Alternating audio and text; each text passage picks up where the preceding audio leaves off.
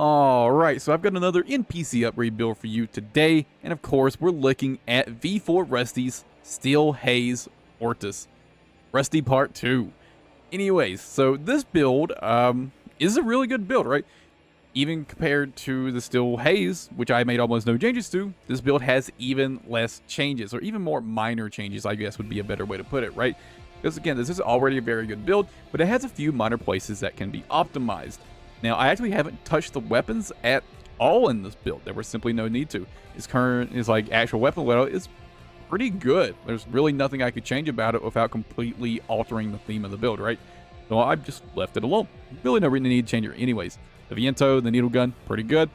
What about the laser sizer is pretty good. Of course, the Huxley, which the build already has, is very good. And the Trueno needle missile launchers are also very good. All fantastic weapons. Now, it doesn't mean there's absolutely no changes at all. It has a couple internal things that I think could be changed to make it better, so I changed them. But overall, this is a really good build. And actually something I found with both this build and the regular Steel HAZE build is that the better a build is, the harder it is to make one of these videos, because the changes I have to make are even more specific and even more minor in order to make upgrades. And actually, when it comes to explaining those changes, which we'll get into in just a moment, it actually gets much harder than just, making a bad build into a good build, right? Way more difficult to make these videos that have really minor changes.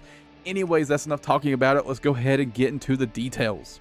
Now, I haven't made any changes to his weapon loadout, of course. It's already as good enough as it could be, in my opinion.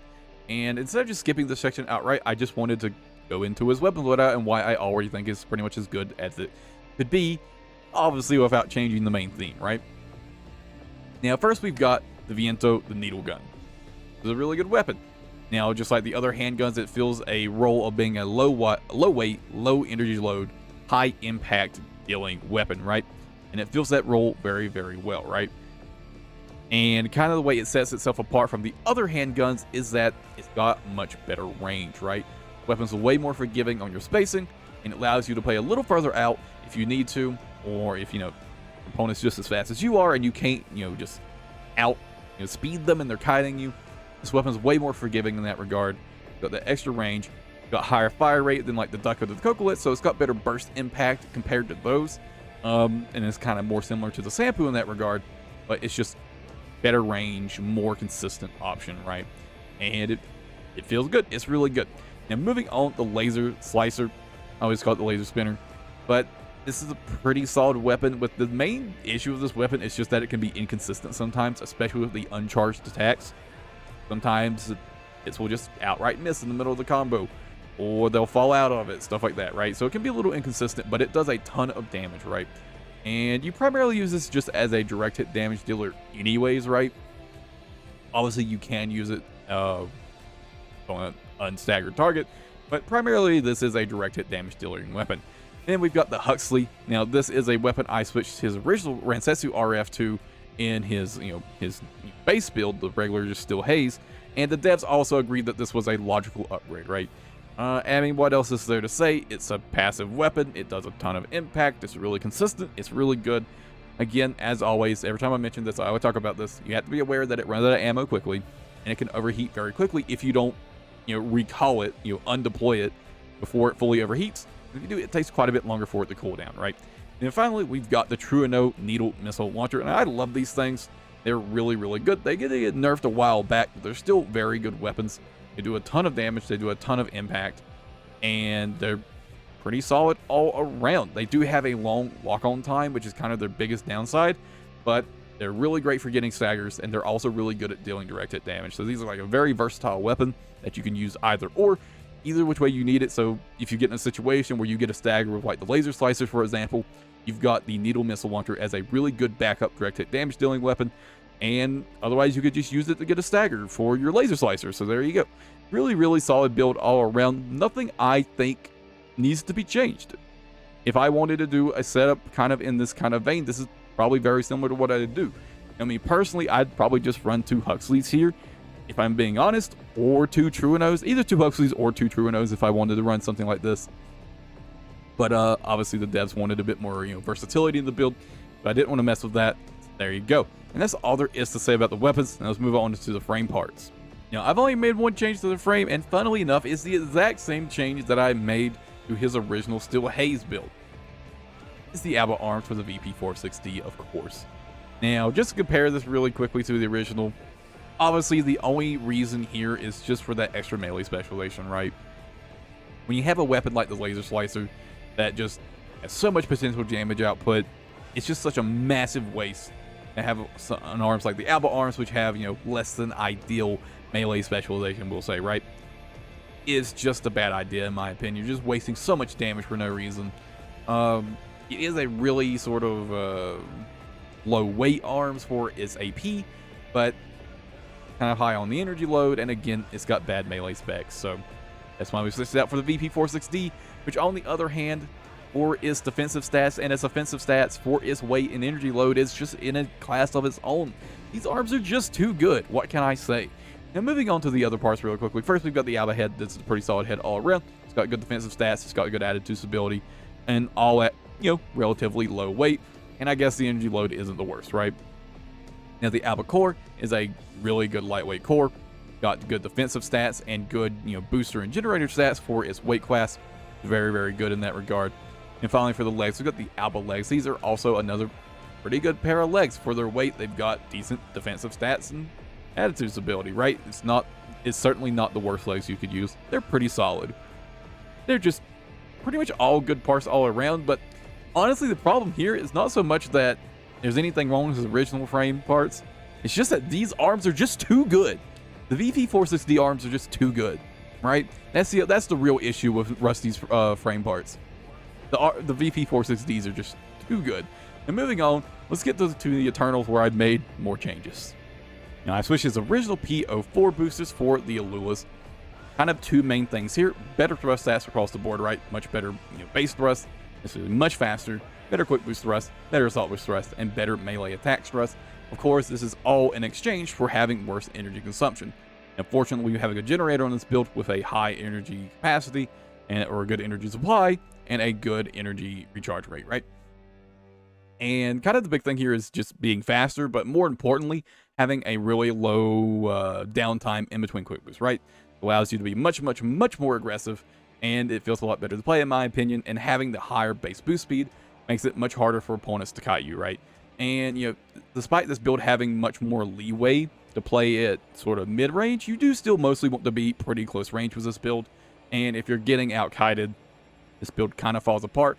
Brunos are not very accurate at range, and obviously, despite the extra leniency that the Viento has, kind of starts to fall off at mid-range, right? And that's the main reason there, which is kind of a no-brainer switch. Now, for the FCS, I switched out his original Abbott FCS for the P10 SLT. This is, of course, primarily just because we have the Truno, which has that really, really, really long base lock-on time of 4.2, 4.4, I think it's 4.2 seconds. It's really, really long, and you feel it. It feels really, really, really bad. Especially if you have, like, the Abbott with even worse than normal missile lock correction.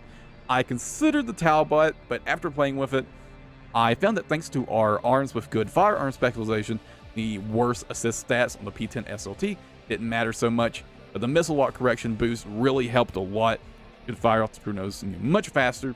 Remember, if you break lock on even once, it completely resets the lock on.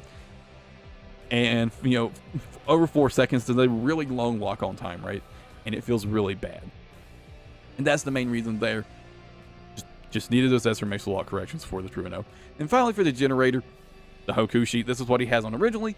I left it alone. This is a really, really good generator.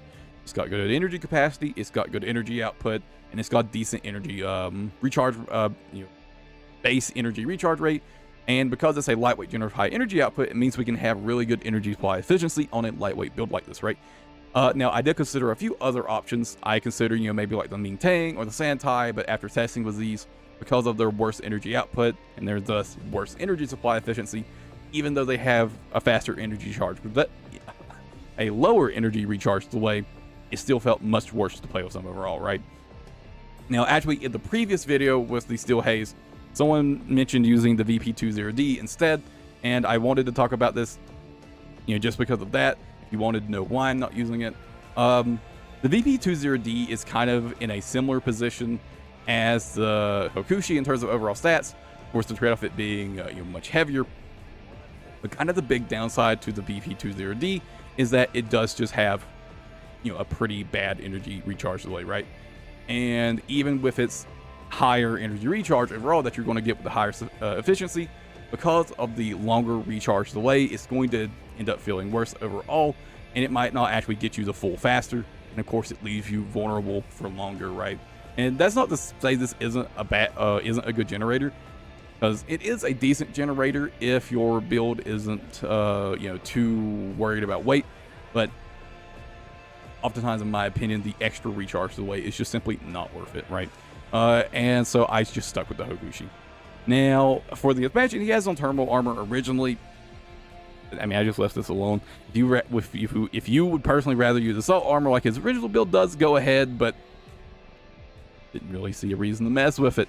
And that's going to be it for this video. As always, stick around in a minute for some more gameplay footage. And as always, I hope you guys enjoyed the video. I'll catch you in the next one. You found your purpose, didn't you?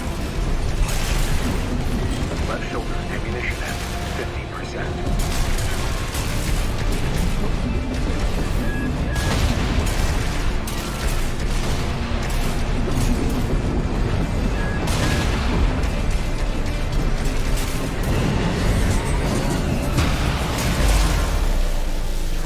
I won't stop. Chase the clouds from over Rubicon. I can fly high enough. AP at 30%.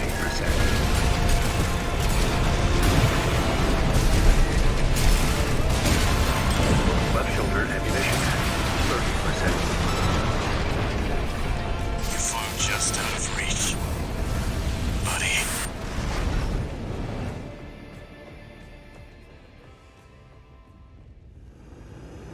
Buddy, huh? Do him a favor, tourist. Remember him. Main system activating combat mode. Let's get started, Raven. Astrocrone's pilot, callsign King, has an 89.6% mission success rate. His reputation for finesse is such that he's advertised as the ideal mercenary. Umbrox is piloted by Chartreuse, an aggressive bulldozer with unrivaled firepower. Those who've seen her work call her an unstoppable force. There's our merc. Go take care of the objective, King. I'll clip this one's wings. Not alone. This is a branch mission. I'll support you. This isn't great. You're just a Gen 4. You belong in a museum, not an AC. You don't know when to quit. Just like I hope you die! Chartreuse, withdraw! Abandon your AC! AC Umbrox destroyed.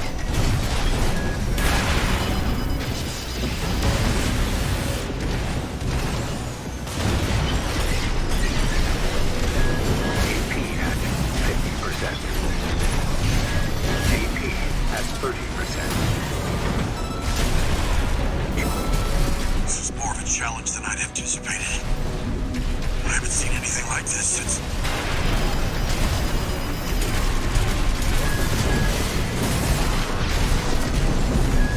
AP at Wait, I'm picking up another AC. Augmented human C-Fold 621. You're strong. Worthy of your name. AC Astrocrone destroyed. Thank you, King. We've lost both of them. One AC left, Raven. one repair kit remaining.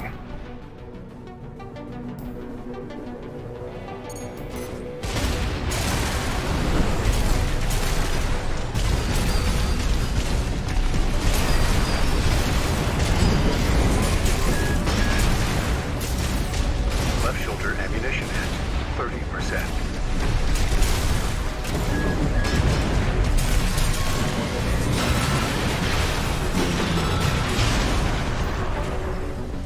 Raven, we can still...